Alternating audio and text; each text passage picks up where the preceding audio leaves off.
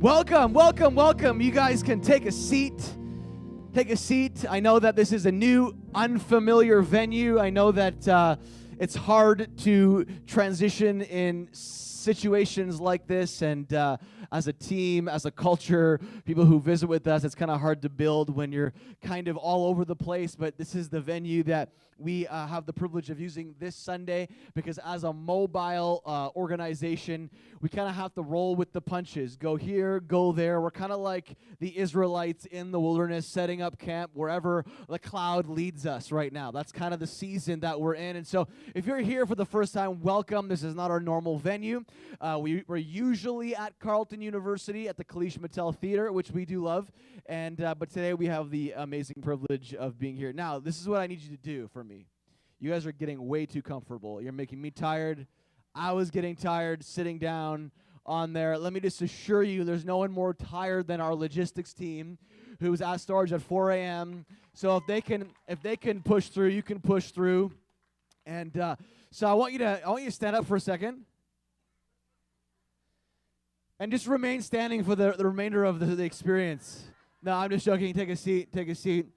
But this venue is a little quieter, so I am going to need you to engage with me. Let me see how loud you can get, okay? Man, when I was sitting down there, I'm like, man, it's one of those like aviation museum. If you've been there with us at the aviation museum, it's very quiet in the auditorium because of the way it's set up. And obviously we are in a movie theater, and so it's even more quiet. So I need you guys to engage with me. I think if we use this venue next time, I don't know how about you, I think we should force people into the middle. What do you think? Because it just seems like there are people that came here early that decided to sit at the edge. And it's louder at the edge, just so you know. It's louder at the edge. And so next time we're here, hey, we're going to move in, right? Make it a little easier. Anyways, we're excited to be here. I do feel like I have a word for you. I don't know if we can bring a little bit of the lights up in this. I know, can we shift the environment a little? It's a little bit too dark in here for this moment. I know we have a little bit. This is the challenge of being in an venue like this. Lighting, dynamics. It's a theater, right? So, and look how big the screen is, you guys. Like, totally unfamiliar. Totally unfamiliar. I was thinking about this this week a lot, actually. And I was thinking about this reality that we all have something that we feel is a promise for our lives, right? We have a vision.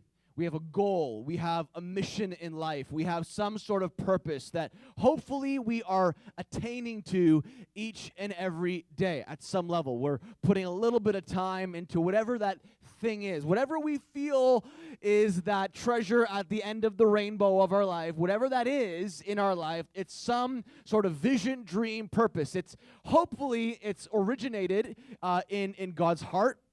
And it's God's plan for your life, and it's His purpose. Hopefully it isn't just a random goal like one day I want a Bentley. That isn't much of a vision, okay? That's just a little cherry on top along the way towards reaching your vision maybe for you. But really, that isn't a vision. We all have and are all called to reach and achieve a vision in life. And I was thinking about it, to sacrifice and give up on the vision and to give up on the promise that is available to us is to sacrifice and give up on the one who gave it to us. I was thinking about this. When we give up in life, when we quit in life on anything that we feel we are called to achieve, we are called to experience in life, it's bigger than just giving up on a dream or a vision. It's actually rejecting the person behind the dream, rejecting the person behind the vision. And in our case, if you believe, whether you believe or not, I believe that all visions and purpose and destiny come from the one who created you as a person. So when we quit in life and say, oh, I guess it's not going to happen, when we quit, we're actually quitting on the person behind it. In our case, Jesus. We're quitting on Jesus. We're quitting on God. We're saying, hey, God, like your sacrifice on the cross wasn't enough. Because let me just tell you this, that when he sacrificed himself for you, he didn't just sacrifice himself for you to live a happy life. He wanted to give you an inheritance. He wanted to give you purpose. He wanted to give you a mission. And when you quit on the mission, you're quitting on the relationship. And it goes so deep as when Jesus sent out his disciples, he even said it out of his mouth, if you reject the ones I send, you're actually rejecting the sender himself. That's what he said. When you reject the promise that he gives you, you're actually rejecting the one who gave the promise and sent it in the first place. That's a scary thought, isn't it? The scary thought. Whether you believe in Jesus or not, it's irrelevant. Every time we give up on a God dream, a God. And I think that if we can understand that the gospel is everything and all his promises. There is no separation between God himself and what he gives us. You know that? We're not serving a God with no hands. So God wants you to hold his hand as much as he wants you to seek his face. It's all part of who he is. It's all part of who he is. Matthew 6, verse 33, you might know the scripture. It says, seek first the kingdom, right? And all its righteousness, and these things will be added unto you. Everything that you need comes out of the overflow of putting the kingdom first. Let me just talk to you today a little bit about, or ask you the question, is your promise, is your purpose a kingdom promise or a kingdom purpose? Because if it is, as you seek out your promise and seek out your purpose, it's also as though you're seeking out the person who gave it to you. And I think in knowing that, hopefully that motivates and energizes us a little more. Because we think in our mind, oh, we can just kind of give up on that. No, maybe that wasn't a God dream, and it's too hard now. You know, I am a millennial, so I am led by my emotions. And just joking. And maybe we should just give up on the promise. But no, if we can understand that perseverance in life actually is motivated and comes from the overflow of understanding the person. And we can't separate the two. You cannot separate the two the same way that you cannot separate healing from the message of the gospel. You can't say, I want salvation and I believe that God died for my sin, but I don't believe that he took on our sickness and our disease, and I don't believe that we can be healed in our body. To say that is to reject the gospel. Because Paul the apostle came preaching a whole gospel, and it was a gospel that healed the sick, that raised the dead, that cast out demons, that preached the gospel to the poor, that helped the widow. It was all of that as one. You can't take one out without rejecting the whole thing. We're either all in or we're all out. We can't pick and choose.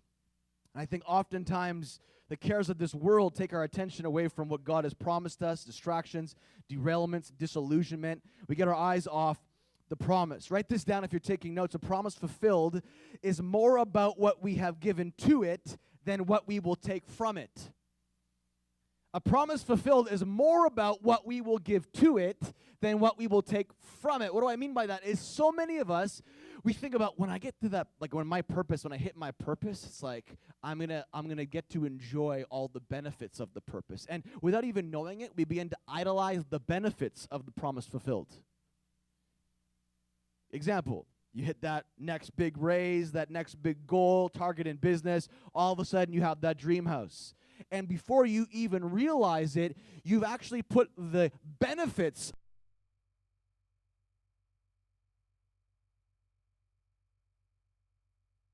above the one who gave it, who is the person. And you end up pushing God out of the equation and pushing yourself into it. And that's why when you fall, it really hurts. Because all of a sudden now you've got there your own way with your own strength. And if you got there your own way, you're going to fall down an even harder way. But if you continue to do it his way, it changes the game and how you live out that purpose and promise. The promise makes the pain and process worth it. I really believe that. But it's a fight. It's a fight. I wonder if your promise could talk to you today. Think about your purpose in life, your vision, your promise, what you feel is yours for the taking in life. If your promise or your purpose could talk to you today, what would it say to you right now? What would that promise be thinking? Man, is he really going to give up so soon? Is he really letting that stand in the way? Is he really letting all of those circumstances derail him or disillusion him to a place where he gives up so quickly? Is he really going to let that one fight with his wife kind of destroy his whole marriage? Is he really going to let that one issue or that one bad experience with someone else's child derail him from wanting his own children? Is she really going to, I wonder what your promise would tell you.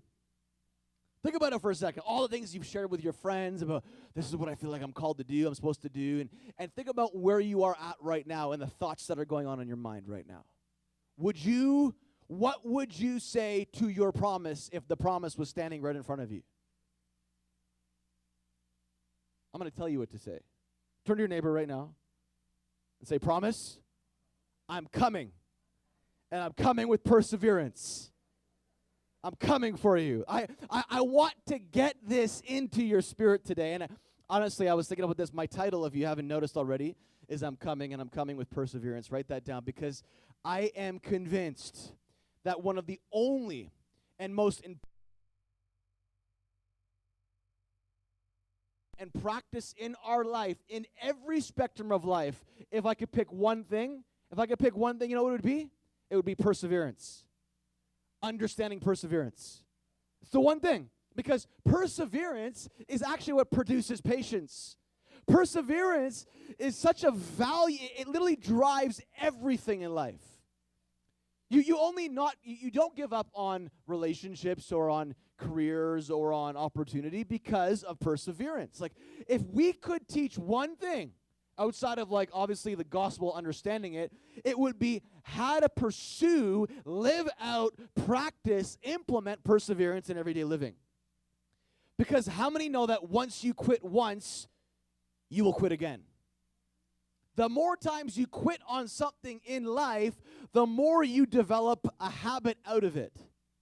The more psychologically those neurons start firing in your brain that I don't like this anymore. It feels like that one time that it felt like before you quit the first time, so maybe you should do it again.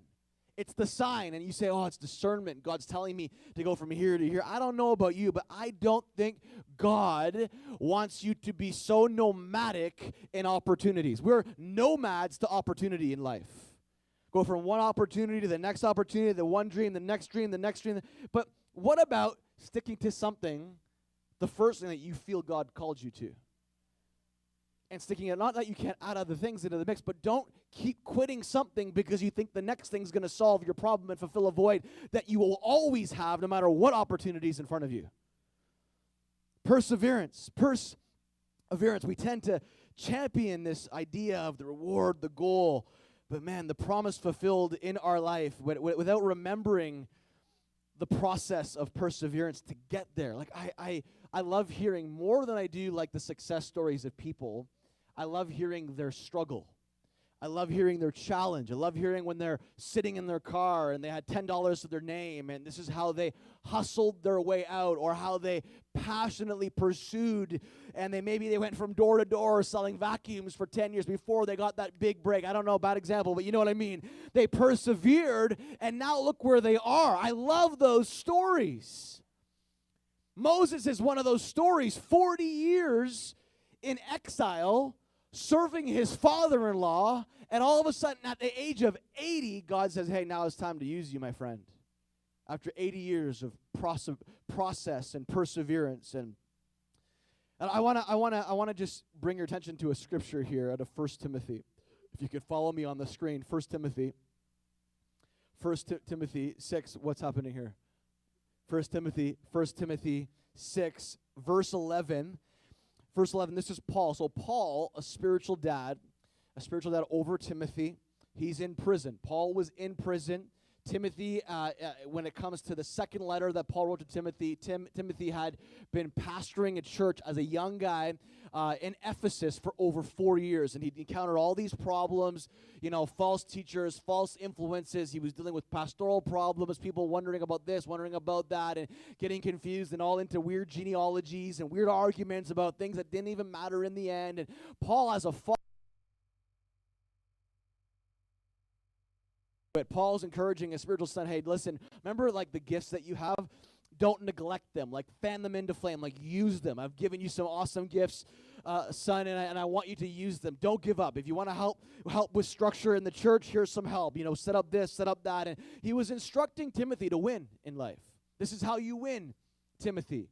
But I need you to understand a few important things if you're going to win. And in 1 Timothy chapter 6, he spends the whole first part of it talking about how, hey, don't warn the rich. Don't let the rich get taken out by the love of money. Because, money is good, but the love of it is the worship of it is not good. The worship of money, because money can be a god. He's like, warn the rich not to let the money take them out. That's what he literally spent the whole first part of the chapter helping guide Timothy in. Like, don't let money be the main thing. That's what he was saying. And then he gets over to verse 11 of chapter 6. He says, but you, Timothy, are a man of God, so run from all these evil things. Because he's talking about how the love of money is the root system of all kinds of evil. Not money itself, the love, the worship of money actually is the root system of all kinds of things that are going to go wrong in your life. Jealousy, insecurity, discord, all this. And we all know it, right? I mean, we all know what the love of money can do. Fear, pride.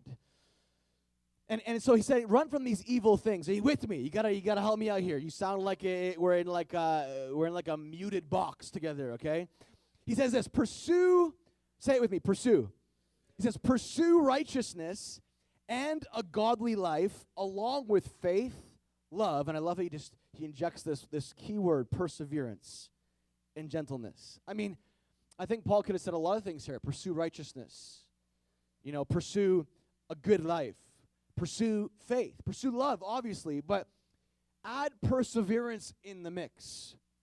Because, Timothy, one of the key things that you need in this life is a life that doesn't quit when it gets hard, because you're going to go through stuff that's going to be hard. It's been 4 long years almost for you pastoring this church in Ephesus. It's hard. I mean, you're up against a lot of stuff in that society. I mean, the commerce is big there. Lots of things are happening there. Lots of exchange of spirituality and the occult, and so many things are in the area of Ephesus that you're up against, Timothy, and you're going to want to quit, but don't give up. So you need to pursue perseverance. He says in verse 12, fight the good fight for the true faith. Why? Because pursuing these things is a fight. Pursuing these things is a fight. Fight the good faith for the true faith. I was thinking about this. Okay, so how do we pursue perseverance? About what perseverance really is first. Number one, write this down if you can out of the dictionary. I like how it's worded here. It says steadfastness in doing something despite difficulty or delay in achieving success.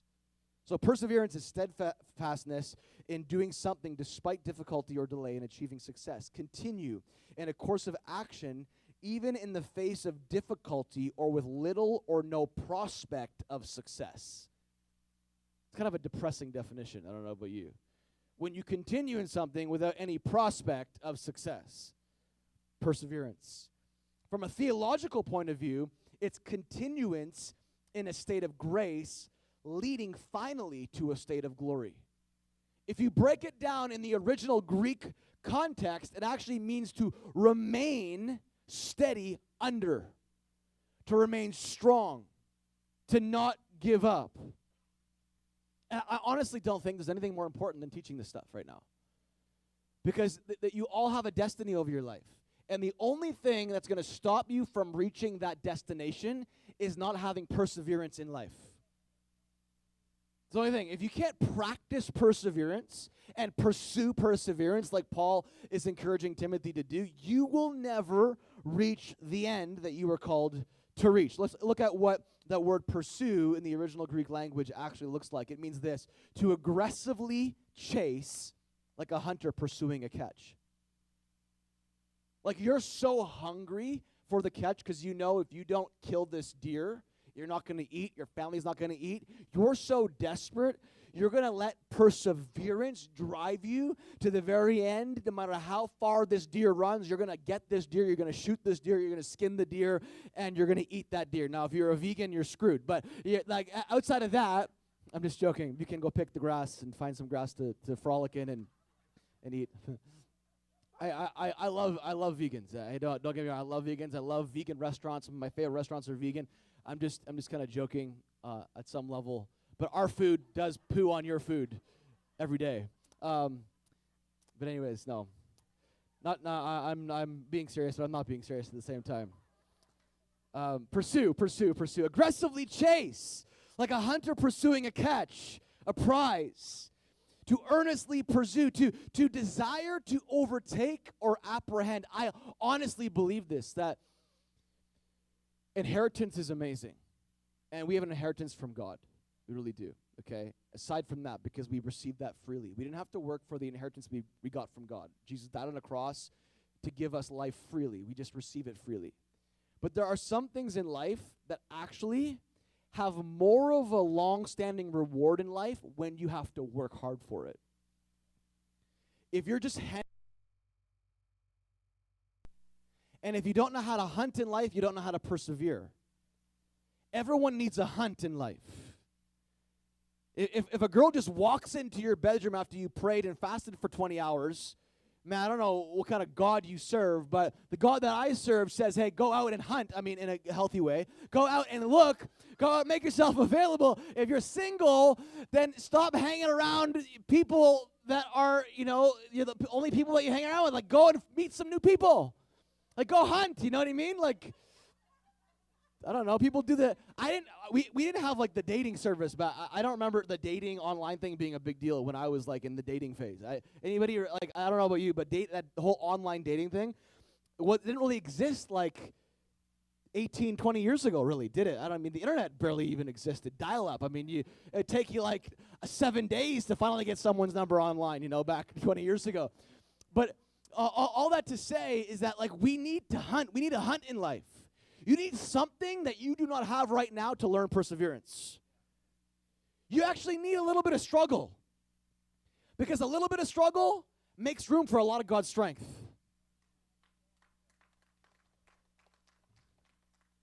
This word perseverance in this scripture means, like I said earlier, steadfastness. But it also means to remain under and endure, to have an endurance, James, one of my favorite books of the Bible, a very practical book. It's a book of spiritual application. In James 1, verse 12, it says, anyone who meets a testing challenge head on and manages to stick it out is mighty fortunate. You know why? Because a lot of people don't. There's a practical side of spirituality that a lot of people, they have the inheritance from God. They have the promise of God. They have the purpose of God, the vision, the God dream. They know what is theirs for the taking, but they don't have the perseverance or the hunt in them to get it. And so James, practical. It's it's considered one of the most practical books of the Bible. People are already falling asleep. Wake up. You're making me tired. James 1, verse 12. Anyone who meets a testing challenge head on and manages to stick it out is mighty fortunate. For such persons loyally in love with God. Did you hear that? I love how he ties loyalty to God to this idea of persevering until you apprehend what's yours. He says, like, listen, if you can meet a challenge like head on and you can stick it out and you can face this thing and persevere through it, like, it's proving your loyalty to God. Because once again, remember this, when you cannot separate the promise God gives you from the person. You can't say, God, I want all of you, but I don't want your hands. I don't want you what you have to give me, but I want all of you. God has spent eternity in the kitchen making you this 7-course meal, and you're going to reject it? Because you want to be so spiritual. You're like, I don't want your food. I just want you. But God's like, if you want me, eat my food. That's what he's saying. Like, if you want me, all of me, you got to eat everything that I am and provide for you. And I have an inheritance. I have a promise. I have a purpose. I have a plan for your life. I want you to fulfill it. Maybe you feel like you're past your time and you rejected some sort of call on your life. Listen, you're not past your time. The God that I know is a redemptive God. He's a restorative God. And he will take what has been lost in your eyes and redeem it tenfold. 100-fold, 1,000-fold, because that's how good he is, as long as you trust him. As long as you trust him. I had a This Is Me. We're in this series called This Is Me, and I had a sort of a This Is Me moment where I realized some things about myself recently, And I saw God spoke to me through a life circumstance about my own. And I was reminded in this is me moment of the power of perseverance. And I'm going to share it with you. And it was one of probably the more scary experiences that I've had as a parent. And recently, 2 weeks ago, we were at a cottage. And we were out, and it was the first day that we were at this cottage. It wasn't my cottage or anything, and we were at this cottage, and there was a trampoline that we had blown up and put on the water. You know those big water trampolines, okay? And so we have 4 kids, and there was 2 other kids there, and actually my niece and nephew, and so there was 6 kids in total, and at this point there were only 3 adults. And so the trampoline was on the water, and we were blowing. It wasn't my trampoline. We were blowing it up, and we had an anchor on the trampoline. And I kept having this weird sinking feeling like that anchor seems like really flimsy. Doesn't seem like it's like solid. But hey, it's not my trampoline. I'm just kind of trusting the owner, right? And so we put the anchor on, and the anchor was on the trampoline, and for the first 900 feet or 800 feet or so, pretty far out. I don't know the exact number. This is what I was told. It's like relatively shallow. Like it's relatively shallow. So I don't know, maybe about 200 feet out or something. The trampoline was right. So it's pretty far, but it's not that far, and it's pretty shallow. So we're cool. And the kids are jumping on the trampoline. My wife and I are on the shore, and there's no adults in the water. And 3 of my kids are on the shore. 3 of the kids are out in the water. And 2 of my girls are out on the water, and they're jumping on the trampoline. And all of a sudden, the trampoline starts to get further and further away. And it's a big trampoline, so you got to imagine with wind and something that's that big, it has the ability to go quickly when it goes. And I started noticing that I went further and further away, further and further away. And then my daughter Victory jumped off with my niece, which I didn't actually know was my niece at the time. I thought it was my other daughter, Promise. And they jumped off, and they were saying, it's like it's getting further and further out, and it was getting deeper. Now it was the point of danger. Now you can say this if you want, but hashtag parent failed. There was no life jackets or anything. So it's going further and further away, and honestly also hashtag bad uncle, because in my mind I'm like, oh, it's my niece, like my sister's got it, like she's good, right? Honestly, just confess it, because when it's not yours, it's like you're not as conscious of you're like, okay, I trust the parent, it's like I trust the person that's behind the person. You get what I'm saying? And so so all of a sudden I started getting further and further out, and the girls are kind of screaming like it's getting further and further out, and the person on the trampoline is not getting off of it. So we're looking, I'm like, oh my gosh, okay. And then so my sister runs in to the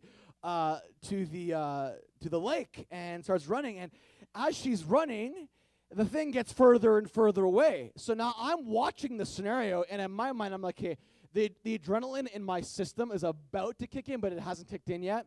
And all of a sudden, I realize, okay, this is no way, first of all, she's going to get this trampoline. There's no way. And I realize that's actually my daughter on the trampoline. And so when I realized that, I spoke it, and my wife runs into the water, okay? So she doesn't even think about the realities, okay? She runs into the water, starts going, and now I'm with the 3 kids. I'm like, I wish I was the one that went into the water for many reasons. And I'm waiting, but I don't want to leave my kids on the shore, because we're thinking that The Shack, the movie, the parents go to save the kid, someone takes the kid. I'm just being honest. We're thinking all these things. Both of us are on the same wavelength here. So I'm staying on the shore, guarding the kids. Now I'm realizing it's my daughter, and I know her nature, and I'm like, oh man, this is not going to be good. She's out there, and I'm telling you, I'm not exaggerating, you guys. So now you wanted to come, sure? Yeah, Michelle couldn't even see her from the shore anymore. That's how far she was, okay? So anyway, so I'm thinking I'm inner healing when she's 20 years old, fear, rejection, parents leave her, abandon her on the water. I'm thinking all these things, the process, right, in the future. And so all of a sudden, my adrenaline kicks in. Michelle realizes there's no way she's going to catch her. Her bathing suit's falling off, and she's like, oh, by the way, the thing is, she wasn't running. She was paddling on a stand-up paddling board. You know those paddling boards? Those paddle boards, because there was no a boat that was working. The Sea-Doo's battery wasn't working, so we have to manually, you get what I'm saying? If you've done one of those, they don't go very fast, especially when there's waves and wind. So all of a sudden, my adrenaline kicks in and almost anger. And I'm like, get back here now! And I'm like, Michelle, get back! And I ran into the thing. All of a sudden, this adrenaline. I don't think I've ever felt that much adrenaline in my system before. Just like literally, this like came into my system, and I started running. And I get onto this stand-up paddleboard, and I'm telling you guys, everyone's like yelling at the kids. My sister's yelling for help, a boat to come rescue because there's nobody out. So she's waving her hands in the water like, a boat, come on, like help us, like it's a kid on the trampoline. Now, this is not going to go, maybe we're not going to put this on the podcast. I don't know. Sounds like I'm a bad parent here, but whatever. So it's a great illustration for my message today. So I'm paddling out, and it's getting further and further away. And like I go through all these processes of like panic, and I wish I could tell you that pure faith was coming out of my mouth. Like, oh, Jesus, you're so holy. You got this. No, I'm telling you, there wasn't just the word of faith coming out of my mouth, okay?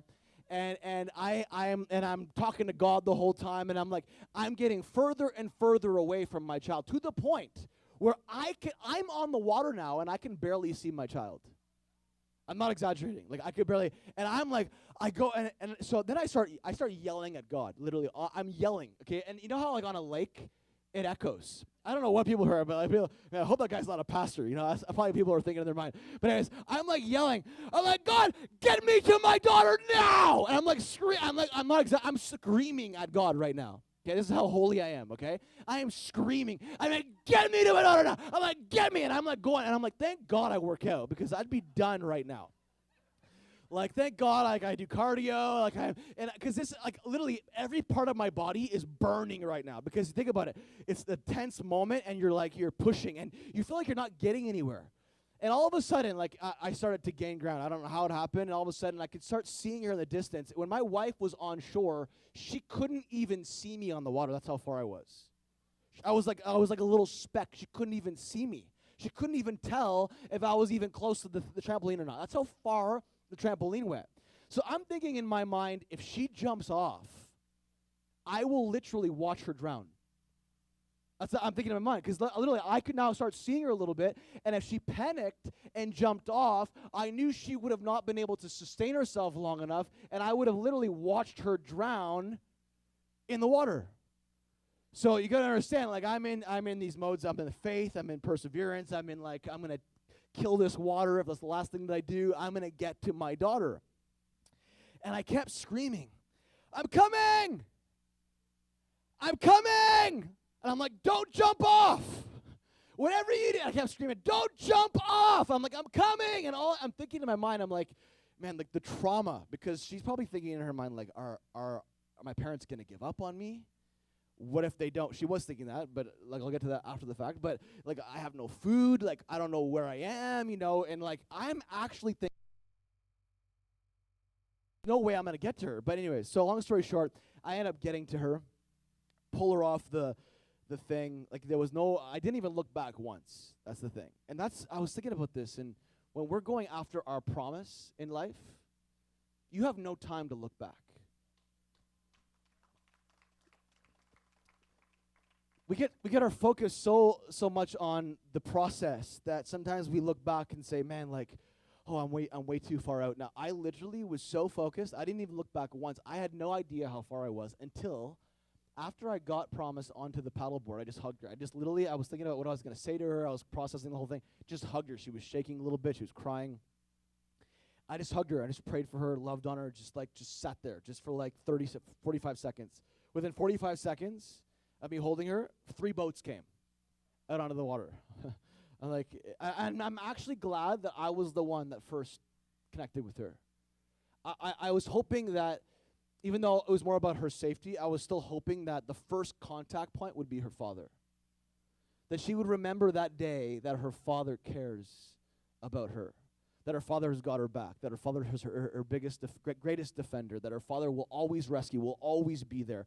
I wanted that to be etched in her memory.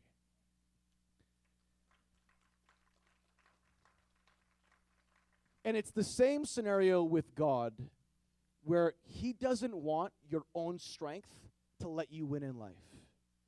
Because when your own strength lets you win in life, you start to rely on your own strength to rescue you in times when you need rescuing. But God likes it when all you can do is let him rescue you. All you can do is rely on his strength, rely on his grace, rely on him as a person to get you out of those situations. And I held on to her, the boats came, and I remember I got into the boat and I turned around and I couldn't even see where I was. I couldn't even see the cottage. I could not tell the driver where to go. I literally did not know where we were. That's how far we were. I couldn't even see the colors of the cottages. That's how far out we were. That's how far she was. It was a wild moment for me. A wild moment for me as a father being in that situation. I know for my wife as well, and she, my kids all got, but my daughter Victory said to me today, actually, yesterday, make sure you share the story, Daddy. That's what she told me, Victory. She's like, and tell the people that when you were out on the water, all the kids were praying for promise. They literally, so all like my kids, my niece, my nephew, all my kids were in the house holding hands on their own initiative, you guys. My wife did not tell my kids to do that. Holding hands, praying. And my son was crying. Like an intercession, like literally crying. He was like crying. We came back to shore. The first thing he did, my son runs out crying and hugging his sister. It was such a powerful like family moment. It was like one of those amazing, amazing moments. And I was thinking about this, is that, the moment you realize that your promise is that far away, hopefully is the moment that you let perseverance kick back into your life. Because sometimes your promise is floating away. It's floating away, and you think, oh, it's okay. I'll get to it. It's okay. It's still in the safe zone. But you just don't know. A storm could hit, and because you weren't paying attention to what God has for you in life, your promise went way too far. And now you're busting every part of your body to get to it. And a lot of people spend their life, they're like, oh, I'll wait till I'm, 30 years old, then I'll kind of settle down, and then I'll kind of go after the things that I have in my heart to go after, like family, marriage. Well, you just don't know how it's going to roll out. Wait for the perfect time. You don't know how far your promise is going to get away from you before it's too late. You can't let your purpose, you can't let your dream, you can't let your vision out of your sight. You got to keep forward. You got to look forward. You got to have forward thinking. You have to keep a mindset of, hey, I got my eyes on the promise. I got my eyes on the vision. I got my eyes on the goal, because when you do, really, your eyes are on him who have provided it for you. So I was thinking about this concept. How do we pursue perseverance? Like when Paul says to Timothy, pursue these things, but don't forget, pursue perseverance. How do you pursue perseverance? Let me just share a few thoughts with you before we close. I believe we pursue perseverance by understanding first how perseverance is created or is made. It begins with pursuit, write this down, and is shaped within the process of, number one, write this down, pressure. Pressure. Pressure is one of the greatest elements that you can face to provoke perseverance in your life. You need pressure in your life to practice persevering. Because the definition of perseverance is to remain under a pressure that is pushing you on all sides and not give up. James, the most practical book of the Bible, chapter 1, verse 2 says, don't run from tests and hardships, brothers and sisters. As difficult as they are, you will ultimately find joy in them. If you embrace them, listen to this, your faith will blossom under pressure and teach you true patience as you persevere or as you endure. In other words, patience is the result of perseverance that originates or is born under pressure. You need pressure to practice perseverance. It says here, and true patience brought on by endurance, or the word is perseverance, will equip you to complete the long journey of reaching your promise, who's way out in the middle of the lake, and cross the finish line, mature, complete, and wanting nothing. Because honestly, the moment that I wrapped my arms around promise, nothing else mattered in life. For the I literally forgot about everything that I want or desire or is struggling to receive in life. And it's like, this is the only thing that matters, because when you get to the finish line because you persevere through pressure, all of a sudden it puts everything into perspective. What really matters in life? Family. Greatest vision in life is family. Greatest vision in life is family. Did you hear that? Greatest vision in life is family. You know why? Because the kingdom of God, Matthew 6:33, actually is made up of family. There would be no kingdom without family. Family is literally the greatest definition of kingdom. It's family. Perseverance makes way for patience, and patience makes way to perceive the promise ahead. And if you're taking notes, write this down. You need patience when you see, but you need perseverance when you don't see.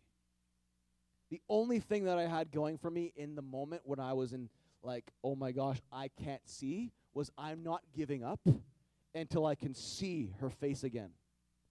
Because there was a point where I couldn't see her. I literally could not see my daughter. You need perseverance when you don't see. But as soon as you start to see, that's when you need patience, because now you know it's coming. You know it's there. You know the doctor will come into the waiting room because you know that the doctor is in, but you just have to wait. Number two, to pursue perseverance, we have to understand that we also need problems. Problems, these are tests, these are trials, and what I call ticks, things that tick you off in life. Anybody have anything that ticks you off in life? You need those things to actually provoke perseverance in life. Problems actually have the power to create a readiness for you to receive and experience the purpose that God has for you in life. I said to you earlier at 2 Timothy that at that point Paul or Timothy had been pastoring for 4 years. Now Paul, who was writing to his spiritual son to encourage him, is actually writing, like I said, from prison. He is in chains. Like, I don't get it. Like, I don't get it. Like, looking at this scenario, and even as a spiritual son, if I am being encouraged by my spiritual dad in prison, I feel like my problems are pretty petty.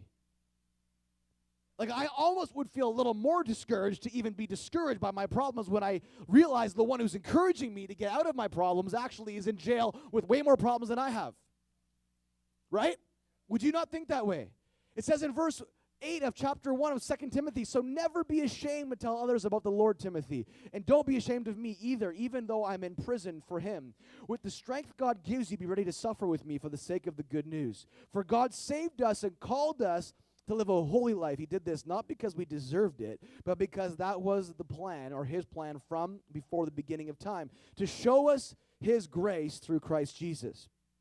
And now he's made all of this plain to us by the appearing of Christ Jesus, our Savior. He broke the power of death and illuminated the way to life and immortality through the good news. Listen to this, verse 11. And God chose me to be a preacher, an apostle, and a teacher of this good news. That is why I am suffering here in prison, and I'm not ashamed of it. In other words, I am embracing the problems, because the problems are actually producing an endurance in me that I would not have otherwise. Because you don't need endurance or perseverance if you don't have problems. Right? If you don't have challenges, you don't need that. It says here, for I know the one in whom I trust, and am sure that he is able to guard what I have entrusted to him until the day of his return. In other words, this problem actually is promoting more trust in my relationship with God. I'm shifting it. I'm turning it into something that allows me to persevere. Number three, we will go through what I call the panic stage. When perseverance is being developed and matured in you and is growing in you, you will go through the panic. Anybody ever gone through the panic stage? You're on the verge of bankruptcy. Something bad is about to happen potentially. And now you go from faith, you go from, hey, it's all good in the hood, to like panic. Well, I had a moment of panic. I had a thought in my mind, like, if she jumps off that trampoline, I will watch her drown. And that is a very disturbing image to play over in your mind as you're moving towards the goal in life. But you have to do whatever you can to get that thought out, because it's a distraction, and persevere through the challenge to get a hold of your promise. The panic sets in the moment you realize the promise feels further and further away. I had this realization, like I said this week, that you cannot separate the person from the promise. And there are things in my life that I've thought through and said, like, what if I gave up on that? What if I just quit that? What if I just stopped that? And all of a sudden, I realized very quickly, wait a minute, I would be actually rejecting God who gave it. To me, that revelation will not enable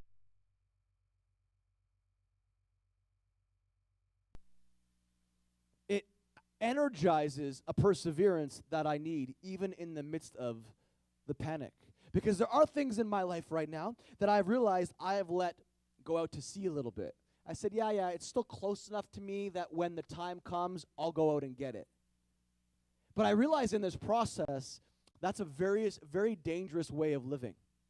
There are goals in my life, things that I've set out to do that I haven't completed yet, haven't done yet, and I've let float out, thinking that, hey, the anchor's got it, it's all good. By the way, the reason why it floated away is because the anchor broke.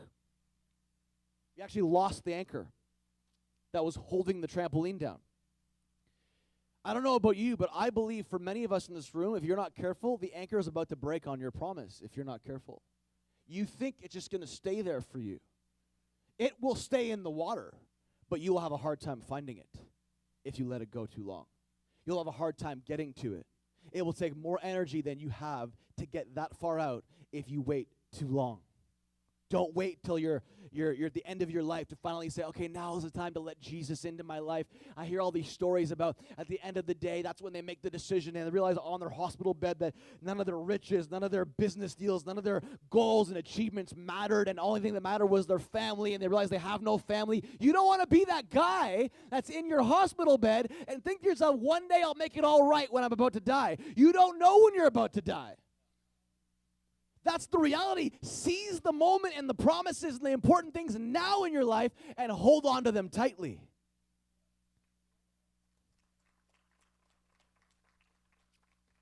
I'm almost done. Two more points, and I'll close. The other area that we go through in developing perseverance is pain. Pain. I remember, my body was in so much pain. Just the stress of trying to get out there so quick, and it wasn't like a smooth, row your boat gently down the stream. No, it was like a row, rah! Like screaming, like that's what, like horror show. That's what it was like, and slapping the water, screaming. All the people on the shore probably like, who's that guy screaming? Like somebody said to me when they picked us up, they heard screaming, and I'm like, I didn't know if it was like my sister or if it was me. I'm like, I hope it was my sister. Anyways. But pain is a part of it. I mean, your body, the pain in your mind, the pain in your emotions. The pain in your emotions. I'm kind of proud of myself for this, and I haven't shared this, but I just actually competed in my first fitness competition. And it was what they call was now the CPA, the Canadian Physique Alliance, and it was the provincials, and there's kind of three stages. There's the provincials, there's the nationals, and there's the pro, and I was competing at the first level in men's physique, and it was very vulnerable. Now, I wasn't wearing a Speedo for all of you guys that, you want to get like, why is he doing that? He's a pastor. It was board shorts. So it's like going to the beach, and anyway, so I competed in my first competition, and honestly, like, the process was so incredible for me, but it was so painful for me. And like the eating, the intensity of the eating leading up to it. And it's been a year. I've been on this track for the last year straight. I've been eating the same way for the last year straight. But the last 16 weeks leading up to the competition was really intense, like 2.5-hour workouts, 6 to 7 days a week. And for me, it was in the mornings at 5:30 every morning. I mean, it was intense. The process was intense and painful. And I remember, like, every day, like, leading up to the competition, wondering if it was worth it, like wondering, should I just quit? Because this is like so painful, like literally at the gym, and I'm in pain, like physical pain. I don't know about you, but if you're not mornings with physical pain in a gym lifting weights by yourself, I think you're going to manifest lots of anger. I don't know about you. great way to get out. It's like therapeutic, you know, all the junk in your trunk, you get it out in the gym. But I remember like just feeling like, why am I doing this to myself? But I realized over and over again, and I really told myself this, like, this process is so good for you. It's teaching you perseverance. And at this point, I had told so many people that I was doing it. I don't want to like not do it and be that flaky guy that says, hey, I'm doing this competition, and I flake out last minute. So I actually had to do it also because I told people I was doing it, so I wanted to do it and finish it just so that they wouldn't say, I knew he wasn't going to do it anyways. So I did it. And it was a great experience. But man, like, perseverance is not produced without pain. And I was thinking about, man, the pain that I was feeling moving towards my daughter Promise to grab a hold of her. Man, like, I was thinking about all the pain that I put my body through in the gym. And I'm like, the gym was like nothing compared to this. But at least I'm ready. I'm ready. We need to go through pain. By the way, I came in 7th, so you can. Actually, I screwed up on my posing, because they all say it like this. Like, you basically train like a basically semi-pro athlete all the way up until the competition, and then on the competition day, it's a beauty pageant. And I kind of screwed up my posing a little bit, but it's all good. I learn, and I'll do better next time. Yes, there is a next time, and there will be a next time. I just announced it, so that's the next time. Power, write this down. Power. There is no power without pain. You need pain to produce power. You need pain to produce perseverance. Hebrews 12, verse 2. We do this by keeping our eyes on Jesus, the champion who initiates and perfects our faith. Because of the joy awaiting him, he persevered or endured the cross being a cross of pain. But that was the greatest act of power that had ever been done in history. He willingly went onto a cross, willingly got his butt kicked, willingly persevered through, being mocked, thrown around, spit at, didn't say a word, getting up on the cross, being beaten 39 times, having his skin ripped open, his organs exposed, went through all of that pain to create the most powerful act in history that would redeem mankind. He did it. He endured. Let me just go over this again with you. We need pressure to produce perseverance, to mature perseverance. We need problems in our life to produce perseverance. We need the panic to move through the panic in our life to remind us of why we should persevere. We need the pain ultimately to produce the power, persevering over and over again. And if you want to talk to an expert on all of these things, just ask a mom. Just ask a mom who's delivered a child if this makes sense to them. Because these are all things that they have to plow through. And these are all things that they develop perseverance in, because there comes a point when they hit the panic and the pain part of it, there is no turning back. It's all power from there. Push! It's all power from there. It's over. You cannot go back. You can't put the thing back inside. It's coming out. It's coming out fast. So get ready. But I want to close with this scripture in 2 Timothy. I opened up with 1 Timothy 6, talking about how in verse 12 of chapter 6, where Paul encourages Timothy, his son, to fight the good fight, because pursuing perseverance takes a fight. You got to practice it. You cannot develop perseverance without practicing perseverance. You got to practice it. You got to fight through it. You got to fight. You got to get hit a little bit sometimes in life. I think we want it so easy. Everybody wants things so easy. When it gets hard, it's so easy to quit, isn't it? It's so easy to get knocked down and say, oh, God, you must not be calling me to fight this fight because I got knocked down. No, that's not how it works in life. You are going to get hit. You need the spirit of Rocky Balboa on you. You're going to get hit, you're going to get knocked down, but it's going to give you, hopefully, the perseverance to get back up again and knock that thing out in your life. To persevere, because you only develop it when you practice it. So Paul is encouraging Timothy to fight the good fight for the true faith. Then he says this in the other chapter 2 Timothy, chapter 4, verse 7. He's saying, Timothy, I have fought the good fight. I have finished the race, and I have remained faithful. Follow my example. I'm going from just encouraging you to fight to saying, I've done it. And if I've done it, you can do it. And I believe just like Paul, Jesus is in this room this morning telling you. He fought through the cross, endured it, persevered through it, so you could win in life. So you can achieve all that he's put in your heart to achieve. He's fought the fight on your behalf. And all you have to do is let him in a little bit. All you have to do is surrender a little bit. All you have to do is open up your heart.